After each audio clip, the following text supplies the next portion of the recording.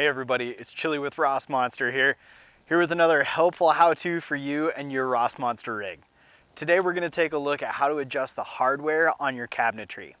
And as you can see, I have one of our rental rigs with me today, but this is going to be applicable to any of our Rossmönster builds, whether it's a Sprinter, Transit, ProMaster, or even one of our Baja rigs.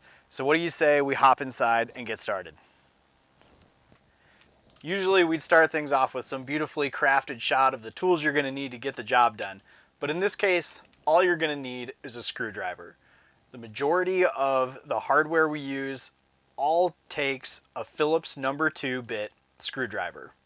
If you're removing some of the hardware, you may also need a number 2 square screwdriver, also referred to as a Robertson bit. But if all you're doing is adjusting hardware, all you need is the good old Phillips. So the first thing we're going to do is open up a cabinet to expose the inner side of the hinges. When you look at the inner side of the hinge, you'll see these two screws. Now the front screw adjusts the height of that side of the cabinet, and the rear screw adjusts how far in or out the cabinet door sits. So if we have a cabinet door that's sitting off center, like your gaps aren't quite even, you're going to use these front screws to adjust the height of each side of the cabinet face to bring it back square and have that even gap with the cabinet door next to it. So when adjusting these front screws, if you turn clockwise, it will bring the cabinet door down. And if you go counterclockwise, it will raise it up. So you just want to keep adjusting each side until when you close, you have a nice even gap between the cabinets next to it and the one you're working on. Sometimes it's a good idea to loosen up your RV latches so that as you're opening and closing, checking your fit, you don't damage that RV latch. Those are simply put in with screws into the door and into the cabinet base itself.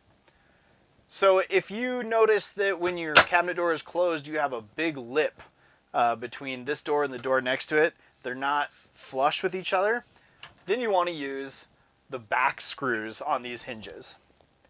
And if you turn that back screw counterclockwise, it'll move the door out, and turning it clockwise will pull the door back in. So just tweak that until when you close, you have a nice flush fit with the door next to it. This process is the exact same on any horizontal cabinet doors on lower cabinetry. The only difference is those hinges are in a different orientation, but those two screws still do the exact same thing as they do on your upper hardware that I just showed you. Last, let's talk a little bit about screws getting stripped out. Sometimes you'll have a screw going into wood and it gets tightened down too much or something and it gets stripped out. It won't hold anymore. Well, I'm going to show you a really quick and easy tip to get those screws back in nice and snug. The really cool thing about this trick for a stripped out screw is that all you need is a wooden stir stick or a toothpick. So when you find you have a stripped out screw, all you're going to do is you're going to take your stir stick or a toothpick and place it in the hole all the way down as far as you can go, and then insert your screw. Now simply tighten down your screw till it's seated all the way, and as you do that, the stir stick or the toothpick will break off at the top once you get really close to having that screw all the way seated. So you just take that out, set it aside, and finish tightening down your screw hand tight. There you go, snug as can be and won't back out. As you can see, it's all very easy to do with just a very simple amount of tools. But as always, if you run into any issues while you're making adjustments in your rig, you can always reach out to our service team at service@rossmonsterdesign.com. Till next time, happy adventuring.